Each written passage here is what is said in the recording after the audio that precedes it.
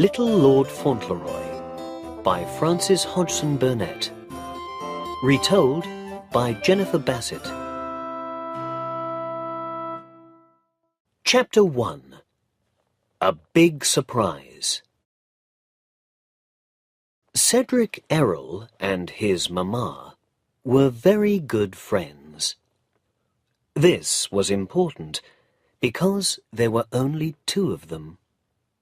Cedric's father was dead, and it was a sad day in the little house in New York when Mrs. Errol told Cedric this news. "Dear, dear Ceddie," she said, "your papa was very ill last week, and he's not coming home to us. He's never coming home again because—" And then she began to cry. Cedric was only 7 years old, but he was a very loving little boy. He went at once to his mamma and put his little arms around her and his face next to her face. They did not need any more words. So Cedric and his mother were alone in the world. Mrs. Errol's mother and father were dead, and Mr. Errol's family was in England. Mr. Errol's father, Cedric's grandfather, was an important man. He was the Earl of Dorincourt, the head of one of the oldest and most famous families in England. He lived at Dorincourt Castle and was very rich. But he was not a nice person. He was an angry, bad-tempered old man, and he hated America and Americans. So when his youngest son, Cedric's father, married an American girl in New York, a girl without money or family, just a nobody, the Earl was very angry. He wrote this letter to his son. "Never come to Dorincourt Castle, and never write to me. I don't want to see you again. Don't ask me for help or money. You can live or die. I don't want to know. You are no longer my son." The Earl had 2 older sons, but they were bad, selfish men. They spent the Earl's money on horses and women, never said a kind word or did a good thing in their lives. Nobody liked them, and their father hated them. They were a black page in the book of the Dorincourt family. Cedric's father was very different from his brothers. He had a beautiful face, was tall and strong, and had the kindest heart in the world. Everybody loved him. He was very sad when his father's angry letter arrived. He loved his home in England, and he even loved his bad-tempered old father. But he was young and happy with his sweet young wife. Soon Cedric arrived, and there never was a happier child than little Ceddie. He slept well, he ate well, he smiled a lot and never cried. And he had big brown eyes and beautiful golden yellow hair. When he was older, he still smiled a lot, and he was the happiest, friendliest little boy in the world. Everybody liked him. Everybody liked to talk to him when they met him in the street. He had some good friends. There was Mr. Hobbs, the grocery man, in the store at the end of their street. There were the children along the street, and there was Dick, the bootblack boy. And there was Bridget. Bridget had 12 children, and her husband was a builder. But he was often ill and could not work. And then there was no money for the rent. Cedric felt very sorry for them all when life was difficult. Cedric's best friend was his mamma. Her eyes were sad, and she always wore a black dress. But she was young and pretty, and she loved her little boy very much. So life went on for Cedric Errol and his friends. Then, one day, everything changed. Mrs. Errol had a visitor from England. He was a tall old man in dark clothes.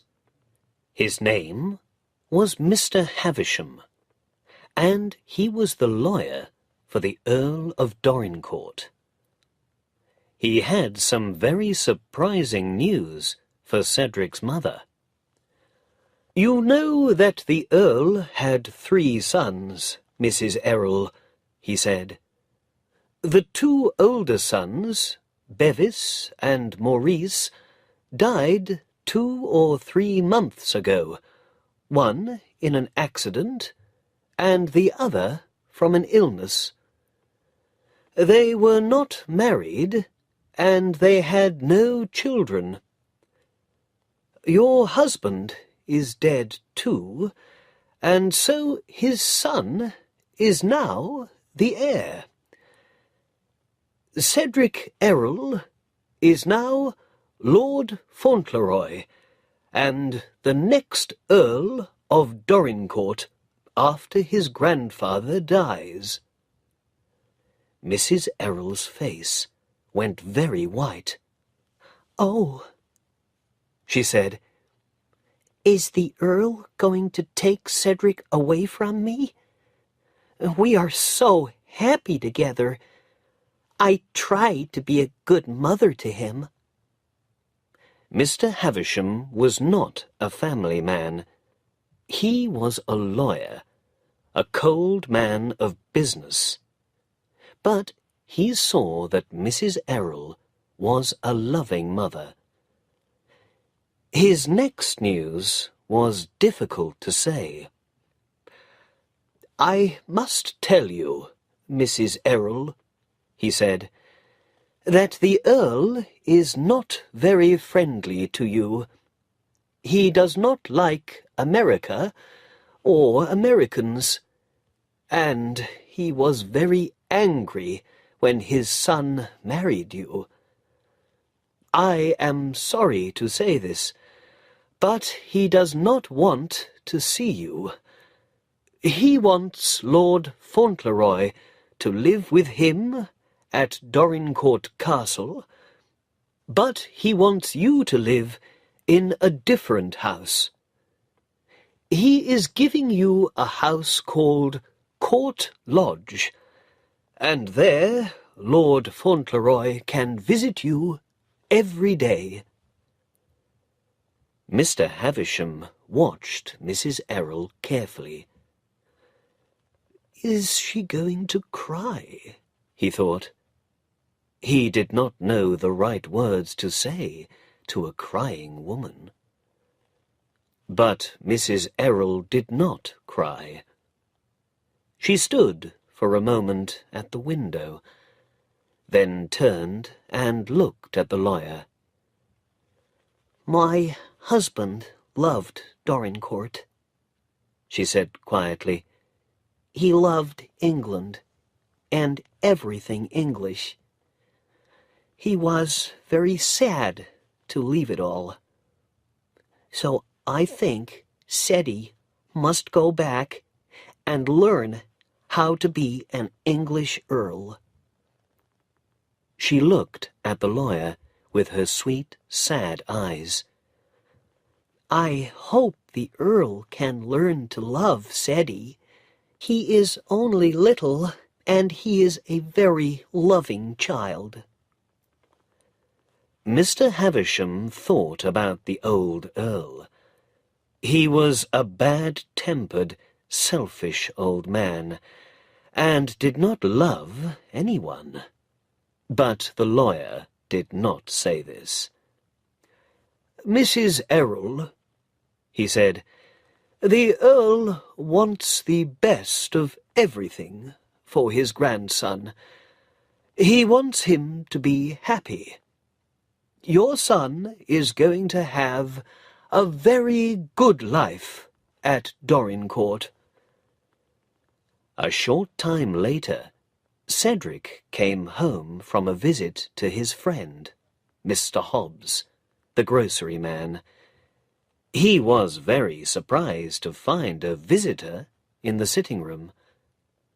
His mother ran to him and took his hands. "Oh, Seti!" she cried. "Dear, dear Seti!" Mr. Havisham stood up and looked down at Cedric. "And so this," he said slowly, "is little Lord Fauntleroy."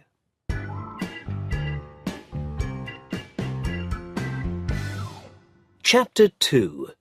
Saying Goodbye to America. It was a lot of news for a 7-year-old boy.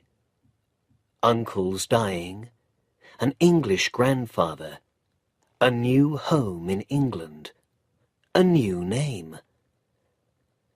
He did not understand it all at first, and when he did, he was not very happy. "Oh, dearest," he said to his mother.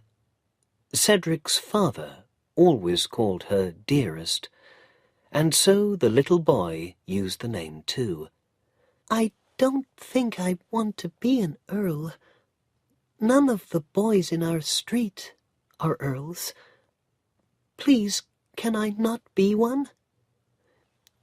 "Your papa loved his home in England, Seti," said his mother. "I think he would like you to go there and be an earl one day." "I'm sorry to leave all my friends, Dick and Bridget and everyone," said Cedric sadly. "And Mr. Hobbs isn't going to like the news. He says kings and lords are all bad people. America has a president, and Mr. Hobbs says presidents are much better than kings." The next day, Cedric went to see Mr. Hobbs at his grocery store. He sat down in his usual place, but at first he could not find the words to tell Mr. Hobbs his news. Then he said it all at once, very quickly. Mr. Hobbs stared at him. "Well," he said, "can this be true?" "Yes, Mr. Hobbs," said Cedric. "I'm sorry to say it's all true. Mr. Havisham says I am Lord Fauntleroy now, and one day I'm going to be the Earl of Dorincourt after my grandfather dies." "Well," said Mr. Hobbs, "well, well, well." They talked about it for a long time, and in the end, Mr. Hobbs was happier about lords and earls. He liked his young friend very much. He first knew Cedric when he was 6 weeks old, and he had a grandfatherly interest in the boy. But he did not like Cedric going to England. "Can't you stay here and be an earl?" he asked. "No, I can't," said Cedric sadly. "Dearest says we must go to England."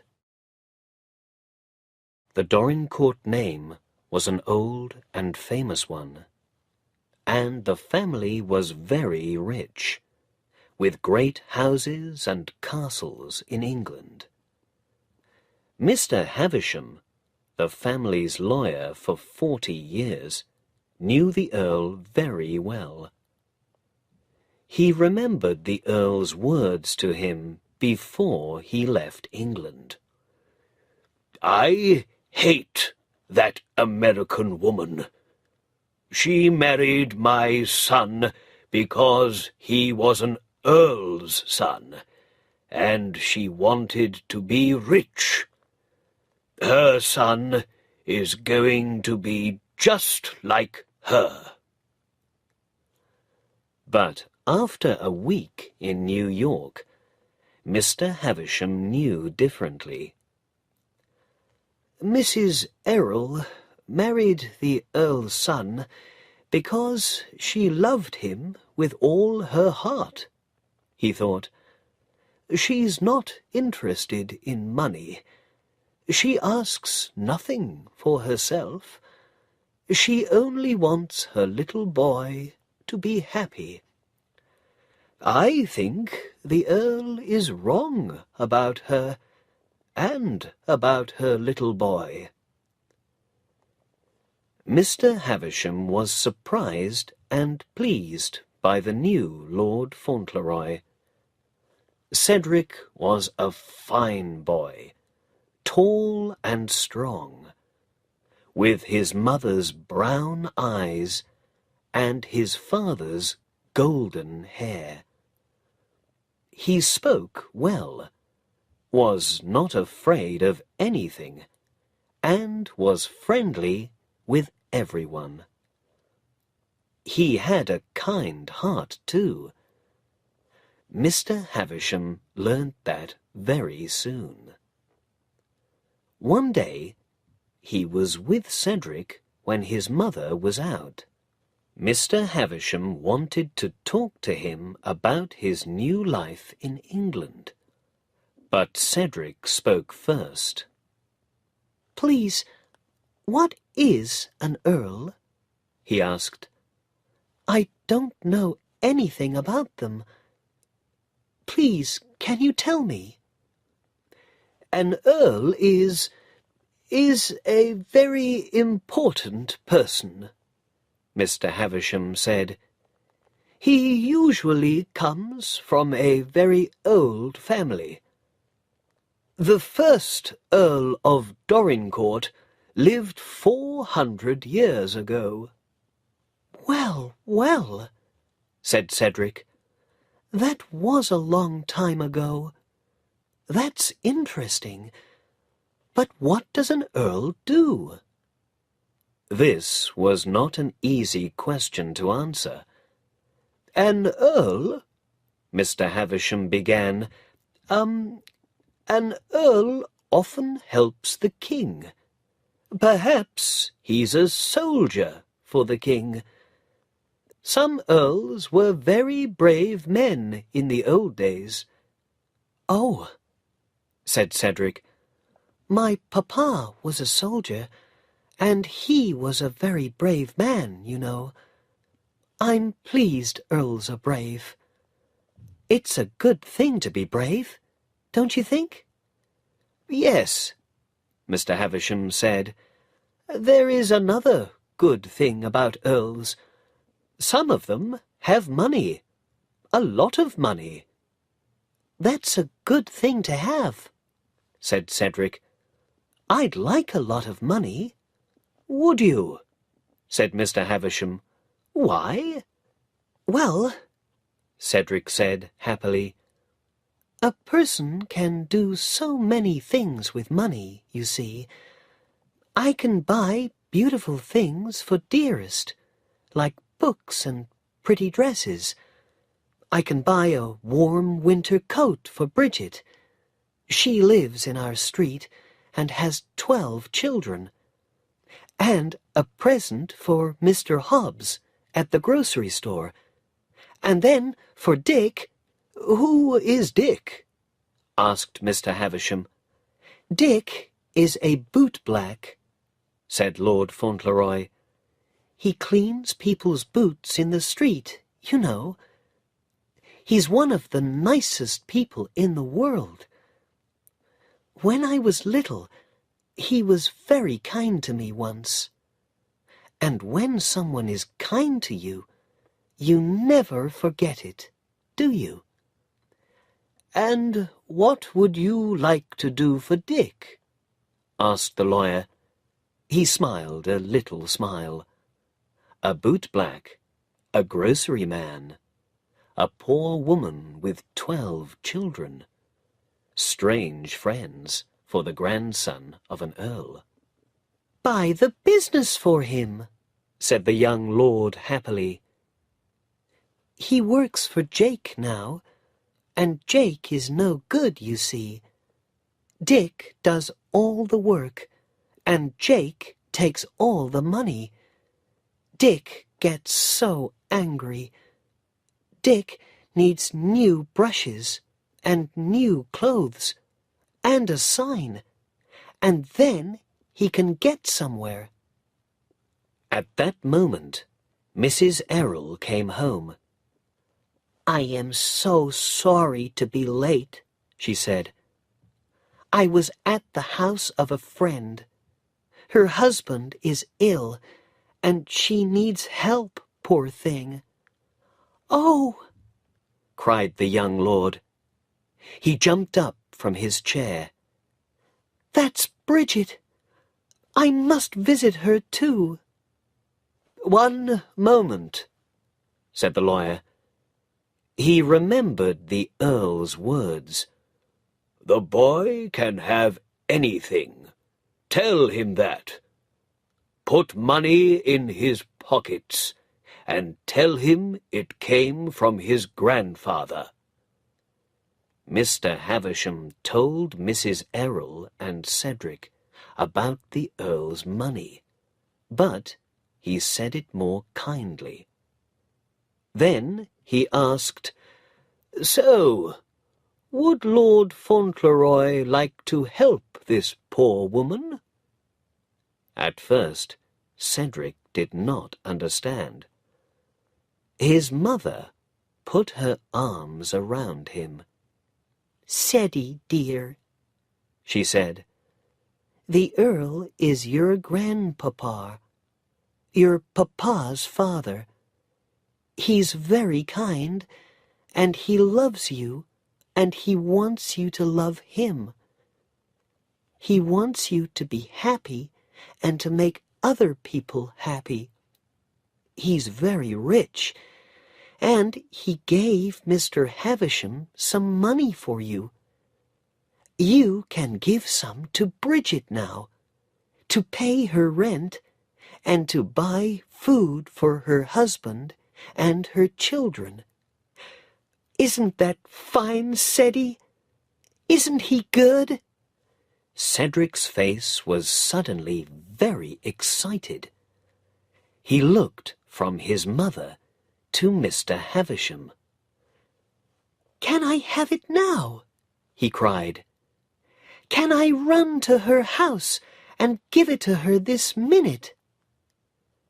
Mr. Havisham gave Cedric $25, and Cedric was out of the house in seconds.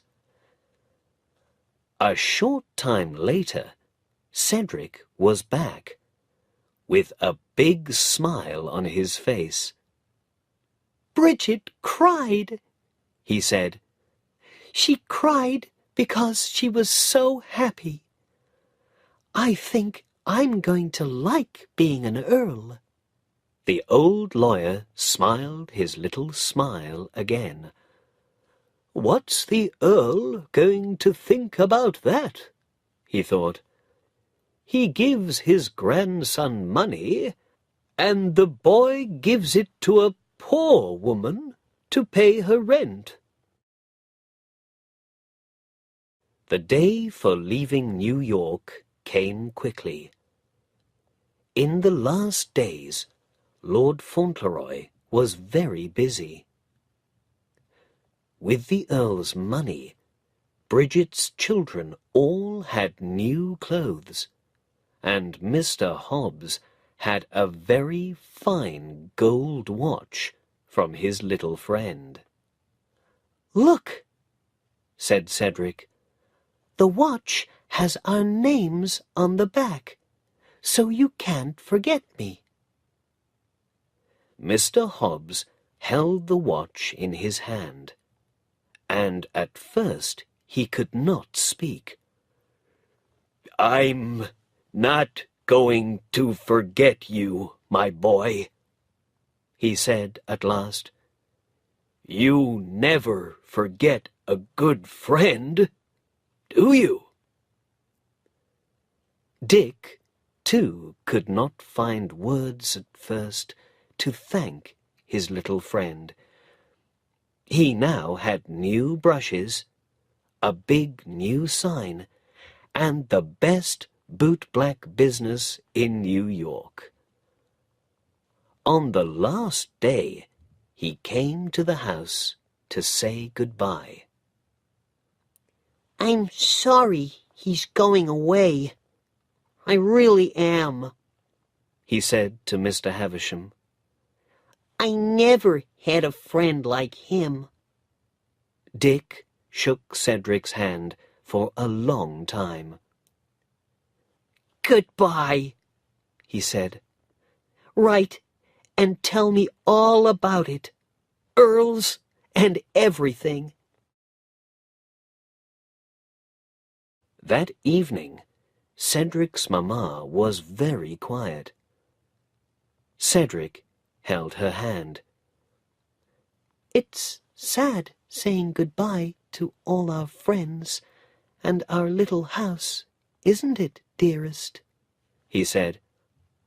"Yes, Ceddie dear, it is," she said. "Very, very sad."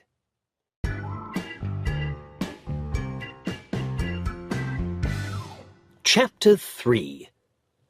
A New Life in England.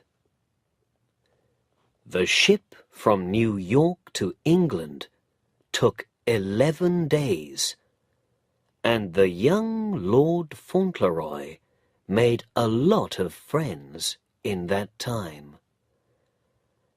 Everybody liked him, and everybody was interested in the story of his family.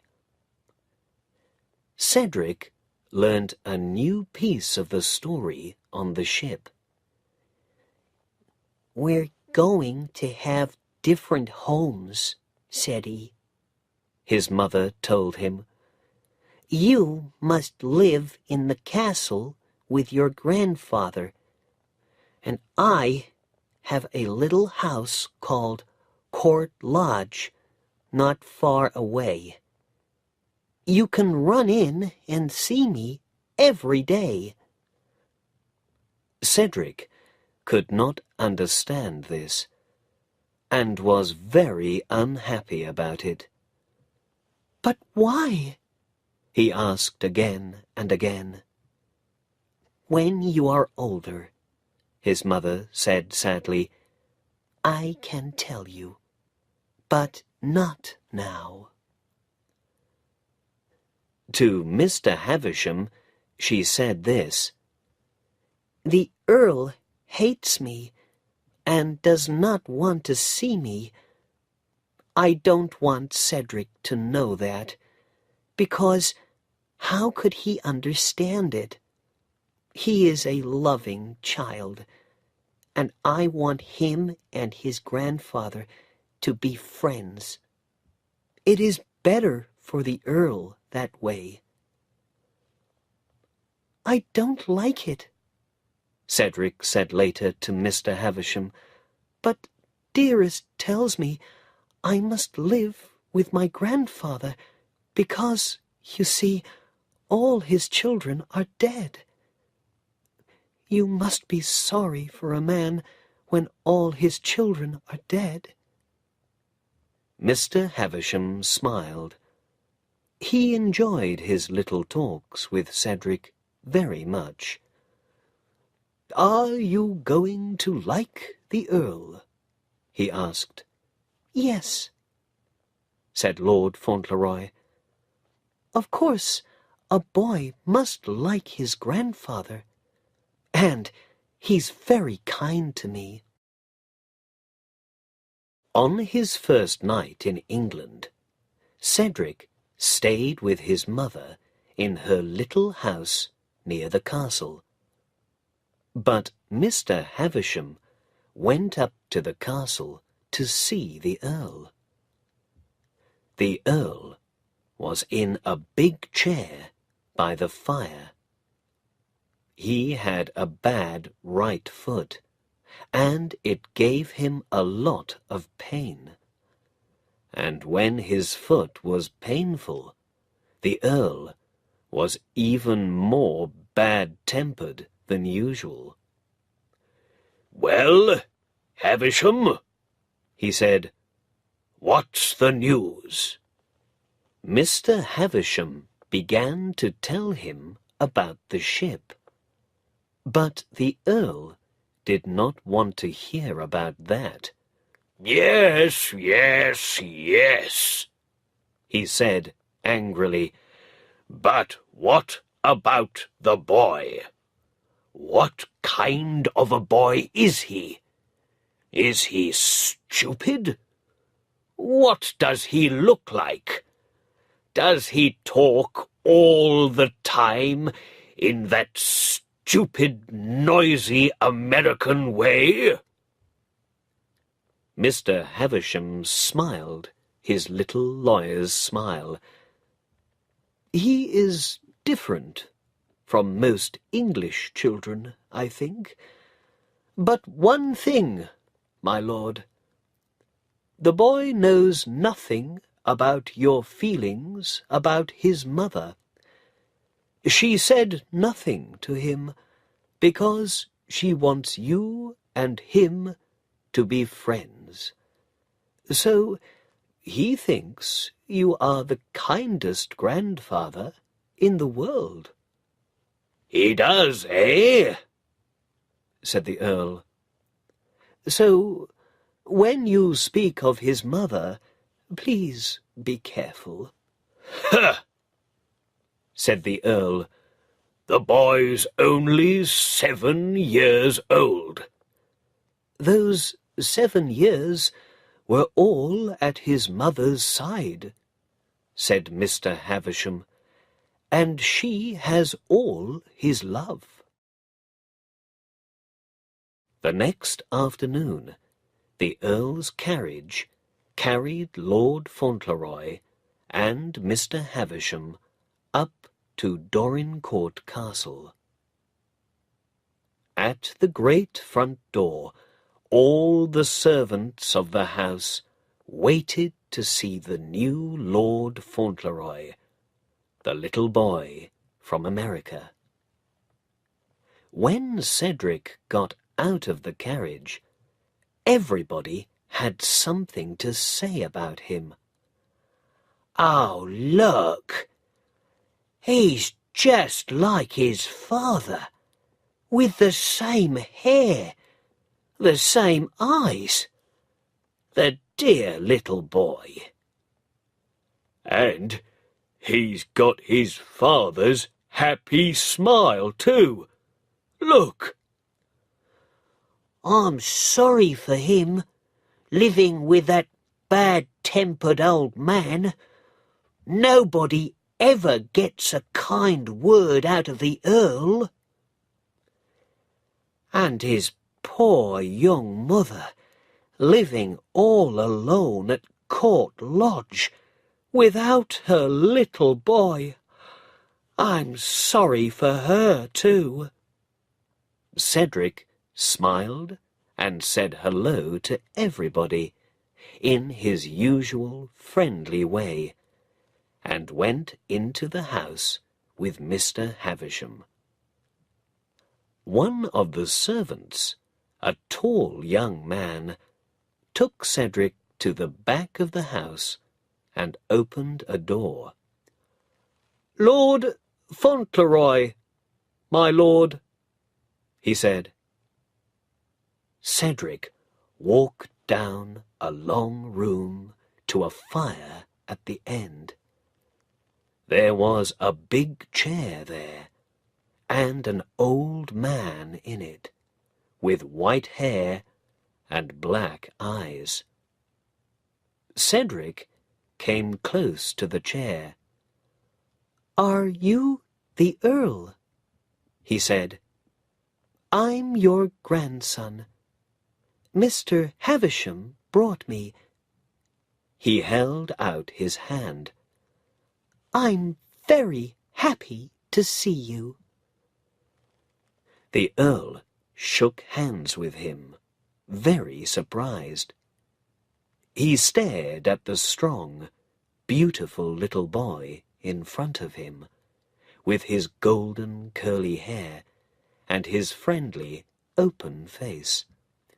"Happy to see me, are you?" he said. "Yes," said Lord Fauntleroy. "of course. Everybody loves their family, don't they? It's exciting to meet a new grandfather, and you are very kind." He sat down on a chair and looked at his grandfather with great interest. The old Earl looked back at him. He did not like anybody in his family. He was bad-tempered with them all, and they all hated him. "Kind?" he said. "How am I kind?" "Because of the money," Cedric said happily, "for Bridget and Dick. I wanted to thank you." "Bridget? Dick? Who are they?" said the Earl. And so Lord Fauntleroy told his grandfather all about his friends in New York, about Bridget and her husband and her 12 children, about Dick and Jake and the boot-black business. The Earl of Dorincourt did not like children, and children were usually afraid of him. But Cedric was not afraid, and he talked in his usual friendly way. "He thinks I'm his friend," thought the Earl, "and he wants to please me." This was a new feeling for the Earl.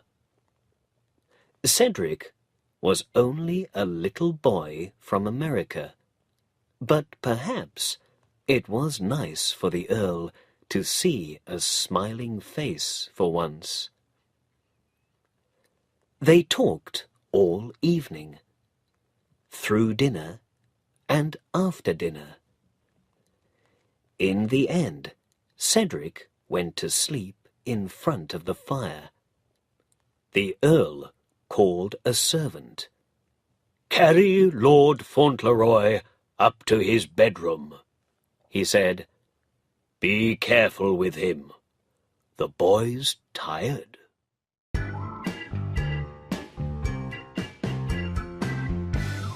Chapter 4. The Earl and his Grandson. The next morning there were more surprises for Cedric. He had a servant, Mary, and 3 rooms in the castle, a room to sleep in, a room to have breakfast in, and a room full of books and toys and games. Wonderful games.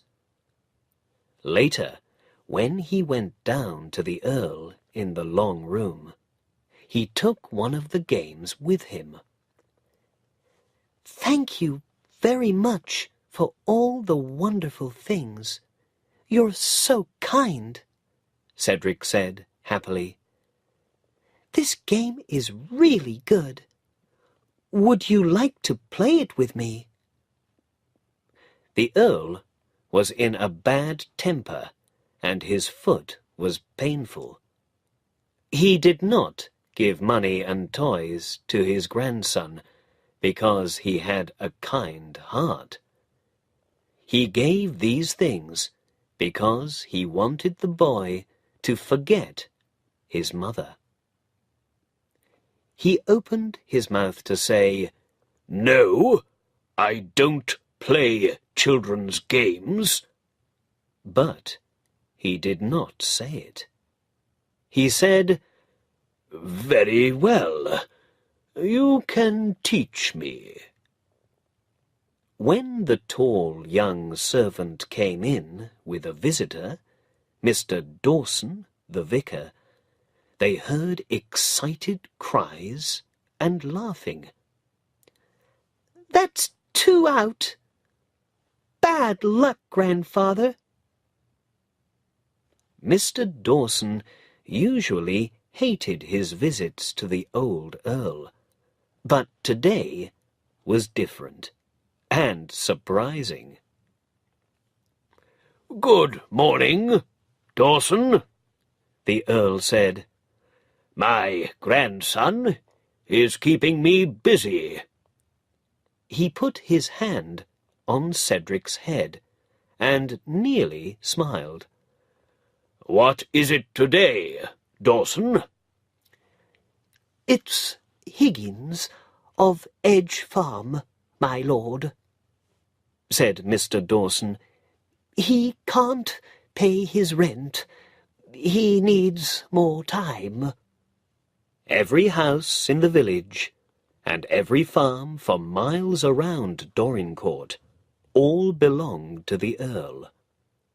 The villagers and the farmers paid their rent to the Earl's man, Mr. Newick. And Mr. Newick was a hard man. Mr. Dawson came to the Earl many times a year with the same question.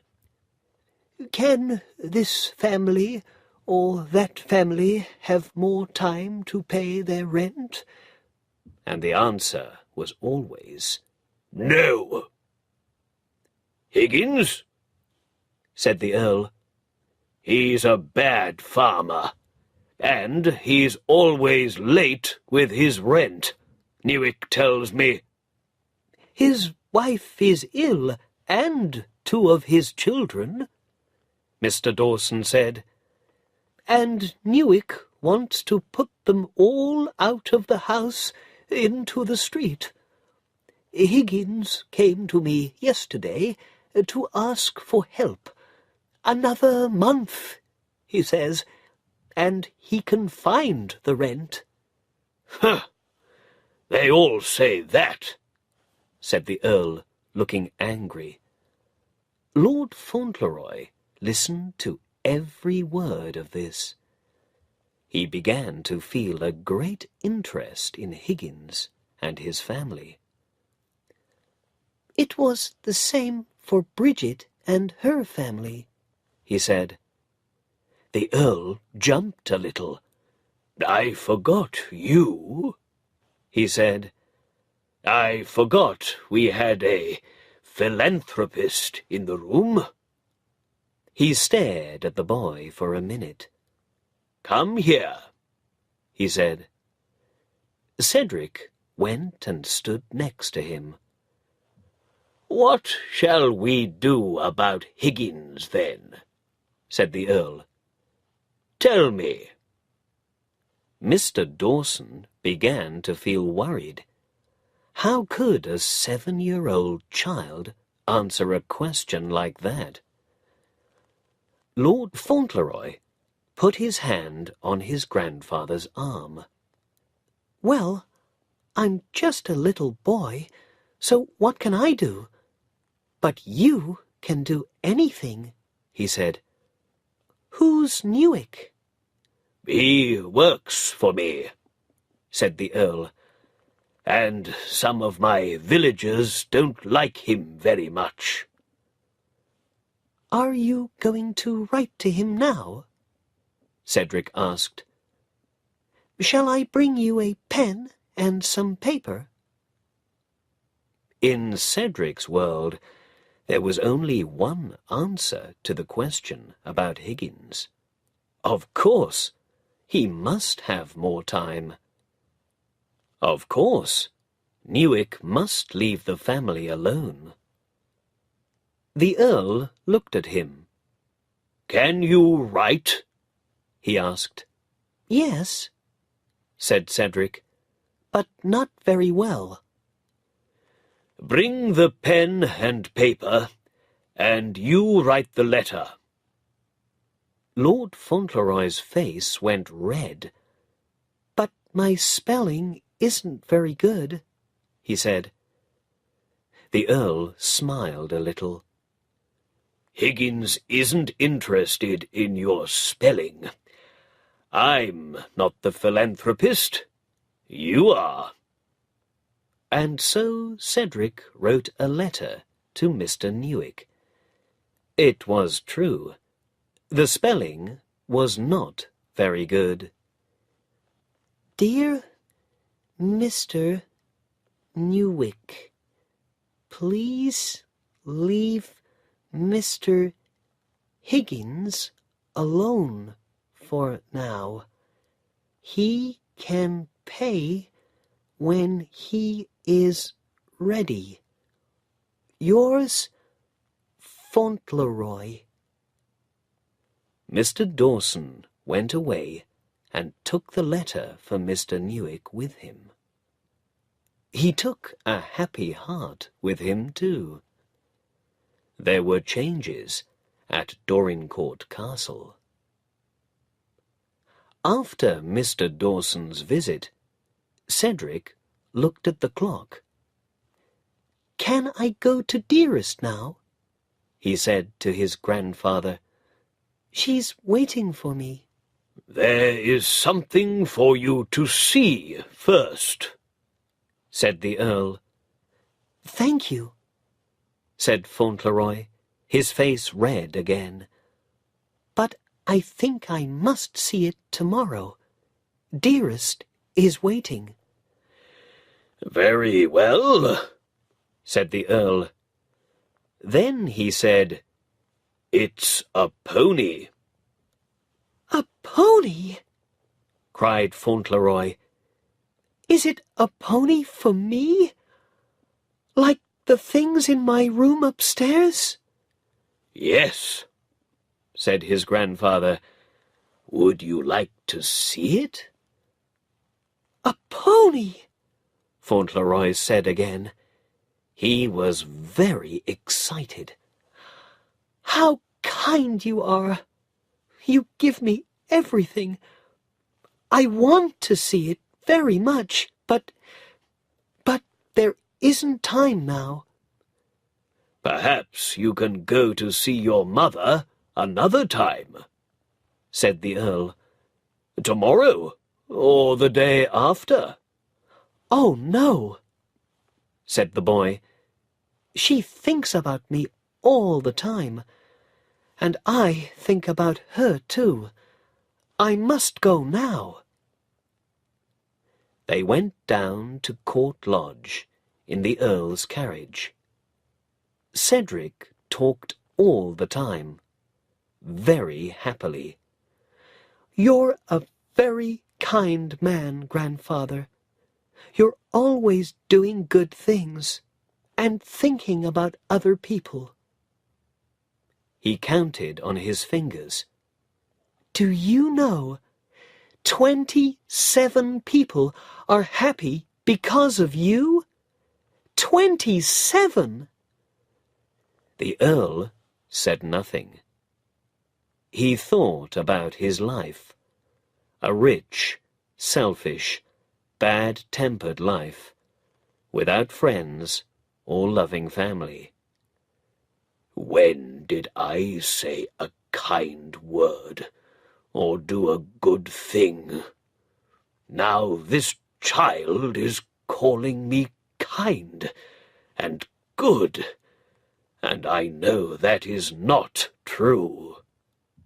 These were new thoughts for the Earl, and he did not like them. When they arrived at Court Lodge, Cedric was out of the carriage in a second, running to the front door. The Earl watched from the carriage. The door opened, and a young, pretty woman in black ran out. Cedric jumped into her arms, smiling and laughing.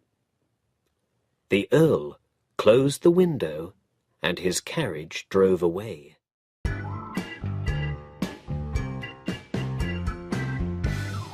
Chapter 5. News from Mr. Havisham. The news went round the village and the farms faster than a carriage with 6 horses. "Did you hear? The vicar went up to the castle and spoke to the Earl about poor Mr. Higgins.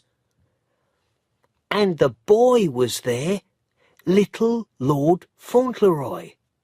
Yes, and the Earl said to his grandson, 'You write to Mr. Newick, you tell him,' and the boy did. And the vicar took the letter to Mr. Newick, and now Mr. Newick can't put poor Higgins and his family out in the street." "Yes, and they've got another month to find the rent." Days and weeks went past, and by now everybody knew about Lord Fauntleroy and his mother. They loved the boy, with his golden curly hair and his happy smile. They saw him every day on his new pony, and he always had a friendly word for everyone. The village people loved Mrs. Errol too, because of her kind heart and her sweet face. When somebody was ill in the village, Mrs. Errol was always there to help. But the Earl never saw her, never spoke to her, never went to her house. Cedric, of course, saw her every day, but his heart was sad because his best friend did not live with him in the same house. The Earl liked his little grandson more and more every week. He often forgot about his painful foot, and he began to smile more. Sometimes he even laughed. He liked to please his grandson. When Lord Fauntleroy wanted new houses for some very poor villagers, the Earl built new houses. When the boy wanted to talk about his mother, the Earl listened, but he did not like it. "Do you never forget about your mother?" he said to his grandson one day. "No," said Cedric, "never, and she never forgets about me. I don't forget about you, you know, when I'm away." The young lord did not forget his friends in America either. letters went to and from New York, and Dick and Mr. Hobbs heard all about Cedric's new life. One day, the Earl gave a great party, and all the important families for miles around came to it, to meet Lord Fauntleroy. Mr. Havisham came from London, too, but he was very quiet all evening, and looked worried. At the end of the party, the Earl spoke to him. "Well, Havisham, what's the matter?" "I bring some bad news, my lord, about your heir." "My heir? Fauntleroy is my heir. What do you mean?" "My lord," said Mr. Havisham, "Cedric Errol is not your heir. He is not Lord Fauntleroy. The true Lord Fauntleroy is the son of your oldest son, Bevis, and at the moment he is in London with his mother." The Earl's face was as white as his hair. "Bevis?" he said. "This isn't true. Havisham, tell me this isn't true." "A woman came to my office this morning," said Mr. Havisham. "Bevis married her 6 years ago in London. She has all the papers. He left her after a year, but she had a son. He's now 5 years old. The woman is American. She's beautiful, but, well, she can only just write her name, and she's only interested in the money." The Earl's face was now dark red. He jumped up from his chair and began to walk up and down the room. "Bevis was always the worst," he said angrily. "I hated him, and he hated me. I must stop this. Cedric is very dear to me, Havisham, very dear. He's a fine boy, and he's going to be a better Earl of Dorincourt than me, or any child of Bevis's." Far away in New York, 2 of Cedric's friends sat round a table in a grocery store. They ate a supper of bread and cold meat, and talked about Lord Fauntleroy. Dick usually came round to the grocery store once a week. He and Mr. Hobbs were now good friends, and they enjoyed reading the letters from England and talking about them. When they wrote back to Cedric, Mr. Hobbs helped Dick with his writing, because writing was difficult for Dick. "I didn't get much time for school, see?" Dick told Mr. Hobbs one day. "Pa and Ma were dead, and there was no money, so me and my brother worked." "That was your brother Ben, was it?" Mr. Hobbs said. "Yeah, my older brother," said Dick. "He was good to me, Ben was. But then he married this girl, and oh dear, she was bad news. She was a good-looking girl, big black eyes, long black hair, but she was always angry about something or somebody, me or Ben or the baby. I remember She broke a plate on Ben's head once. She hit the baby, too. A nice mother she was. "Women," said Mr. Hobbs. "Best to keep away from them, I say. I never married." Well, she didn't stay long, Dick said. She was angry with Ben because he didn't make money faster. So one day she left with the baby. We never saw her again. She left New York, someone told us. "What happened to your brother?" Mr. Hobbs asked. Ben's out in California now, working with horses on a big farm somewhere. He was sad about Minna and his baby son for a long time. Poor old Ben. After supper, Mr. Hobbs took out a letter. "This came from our friend today," he said. "Let's read it together now." He opened the letter, and they began to read. My dear friend, Mr. Hobbs, I have some surprising news to tell you and Dick. I am not Lord Fauntleroy, because my Uncle Bevis, he is dead, had a little boy, but nobody knew about him.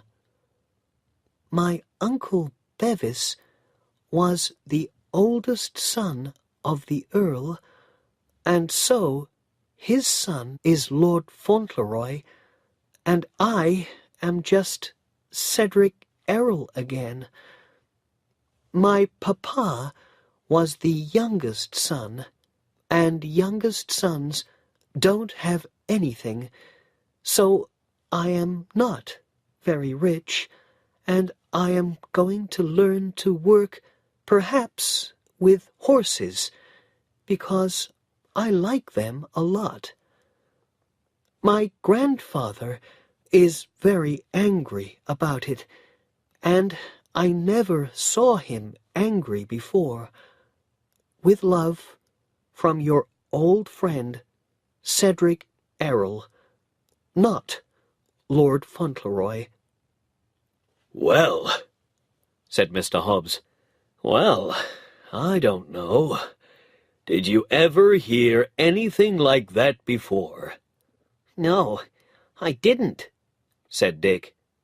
but I know one thing. Young Cedric needs his friends at a time like this. Let's write back to him, Mr. Hobbs, and let's do it now.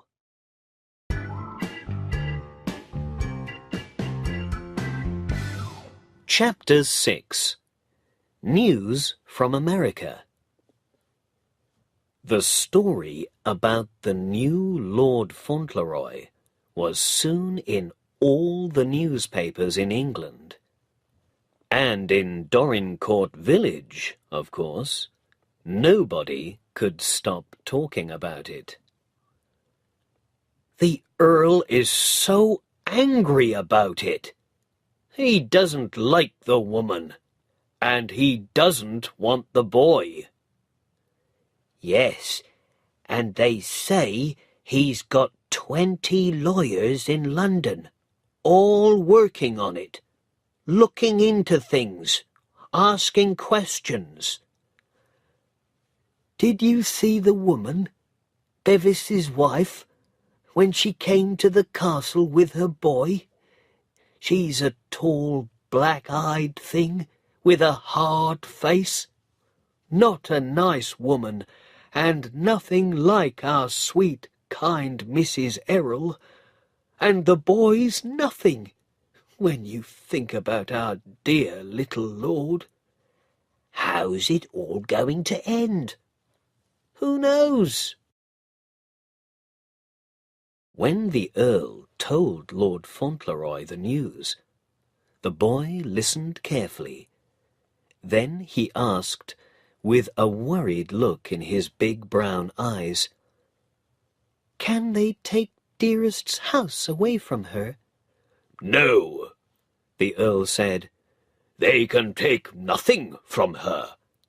Ah, said Cedric, I'm so pleased about that. He thought for a minute, then looked up at his grandfather. And that other boy, he said a little shakily, he's going to be your boy now and live with you, isn't he? No, the Earl said again. No, he's not. Cedric was very surprised. He jumped up from his chair and began to smile. Can I still be your boy then? I'm not going to be an earl one day, but that doesn't matter, does it? I just want to be your boy, always. The Earl looked down at his little grandson. My boy, he said, and, this is true, his voice was a little shaky too. And there was something in those old, angry black eyes, something new, something different. Yes, you're my boy, my only boy, the best boy in my life. Cedric's face went red, and he looked very happy. That's all right, then. I was a little worried, but not now. The Earl put his hand on the boy's head. You are right for Dorincourt, and, well, who knows? But always remember, you are my boy, first and last. The Earl talked many times with Mr. Havisham about Bevis's wife and son, and Mr. Havisham talked with other lawyers in London. There were questions about the woman's story. When was her son born? Where was he born? She was Bevis's wife because she had the marriage papers. But was all her story true? Some days later, a visitor came to Court Lodge. The servant, her eyes big with surprise, ran to find Mrs. Errol. "It's the Earl, Mrs. Errol," she said. "The Earl's here." When Mrs. Errol came into her sitting room, she found a tall old man with white hair. He stared at her. The boy is very like you, he said. "People say that, my lord," Mrs. Errol said. You don't want your son to be the Earl of Dorincourt, do you? The Earl said. "It's a fine thing to be an earl," said Mrs. Errol quietly.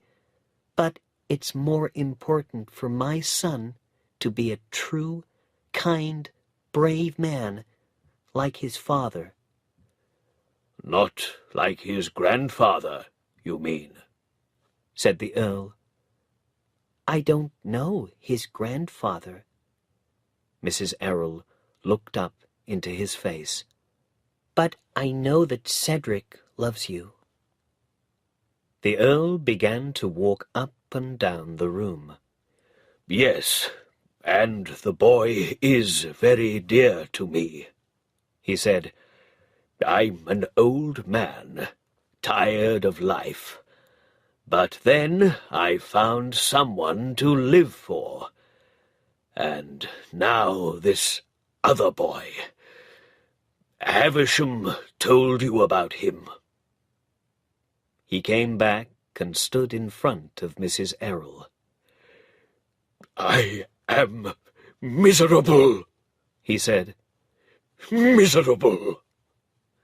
Again, his voice was a little shaky. "I hated you once.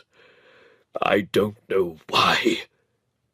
I came to see you because you are like the boy, and the boy loves you, and I love him. Be kind to me because of the boy." Mrs. Errol had a kind, loving heart. She put her hand on the Earl's arm. "Why don't you sit down for a moment? You are tired and unhappy."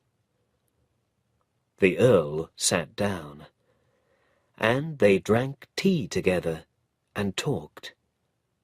He watched her sweet face and listened to her quiet voice, and he began to feel a little better.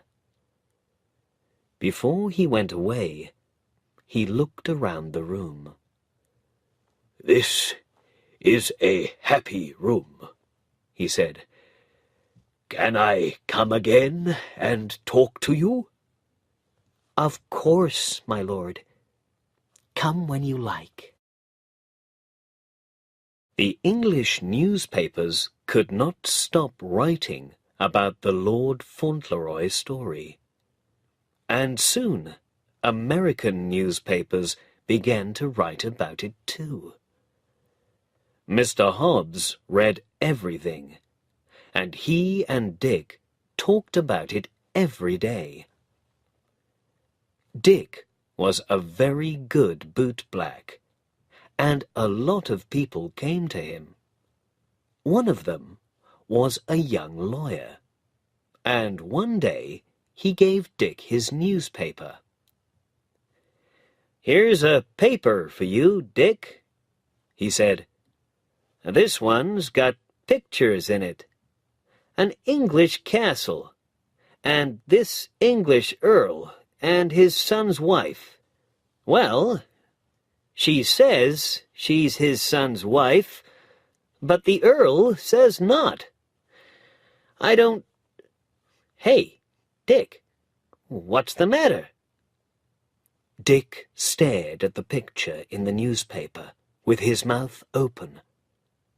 He saw a good-looking young woman with black eyes and a lot of long black hair.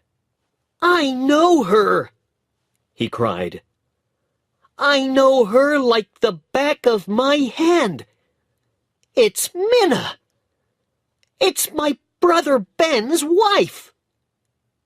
He began to put away his brushes. "Where are you going, Dick?" said the young lawyer. "I'm off to my friend Mr. Hobbs," cried Dick. "We've got business to do." And away he ran through the streets of New York to Mr. Hobbs's grocery store. At first, Mr. Hobbs could not understand it. "But why did Minna do it?" he asked. "Money," said Dick. "She always wanted money. She married this Bevis, the Earl's son, for money.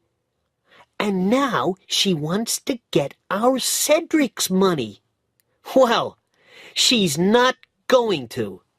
You and me, Mr. Hobbs, are going to stop her." Then Mr. Hobbs and Dick began to think carefully.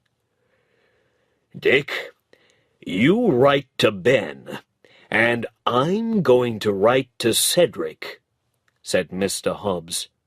"And that Mr. Havisham, too." "Right," said Dick. "But we need help here, Mr. Hobbs. This is lawyer's work. Why don't I ask that young lawyer? Him with the newspaper."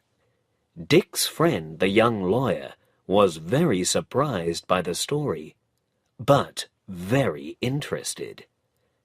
he began to get busy too, and letters went to California, to London, and to Dorincourt.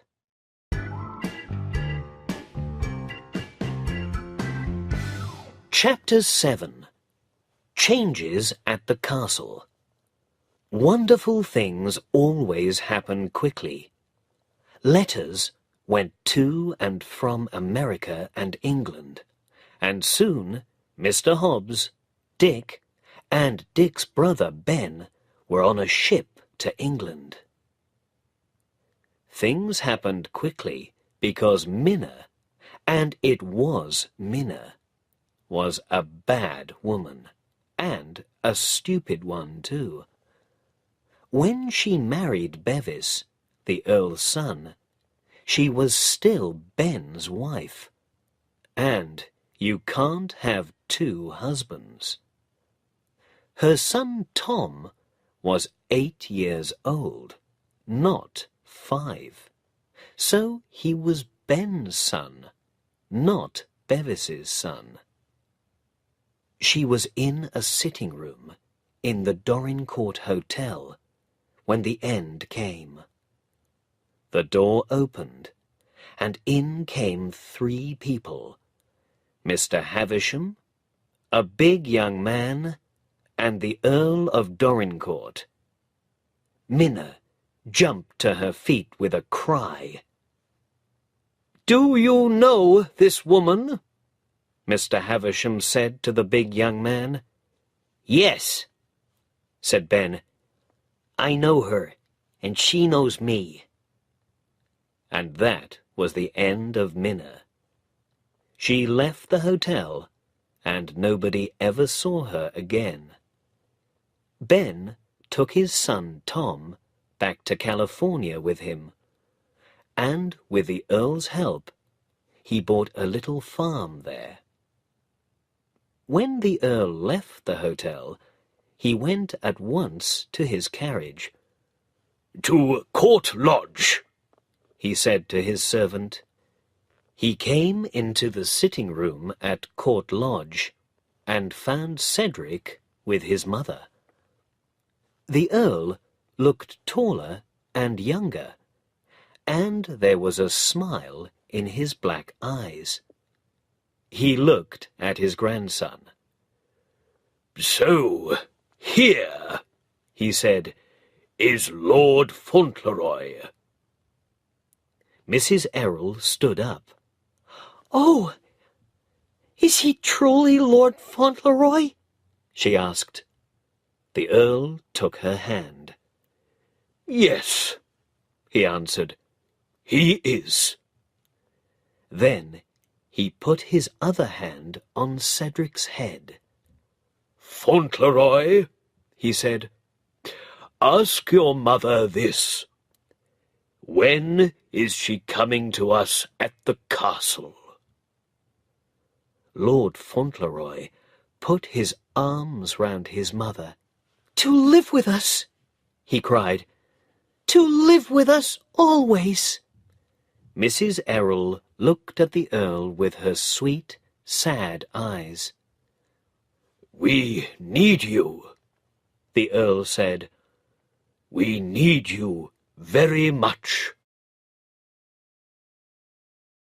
Dick and Mr. Hobbs did not go back to America at once. The Earl had a talk with Dick, and Dick went back to school, in England this time. His writing got much better, and he began to study to be a lawyer. Mr. Hobbs liked England very much. In the end, he opened a new shop in Dorincourt, and was an important person in the village. People at the castle, of course, always went to his shop, and Cedric was in and out every day to see his old friend. "Are you ever going back to America?" Dick asked Mr. Hobbs when he visited one day. "I don't think so," Mr. Hobbs said. "I like to be near the boy, you see. He's a fine little lord, young Cedric."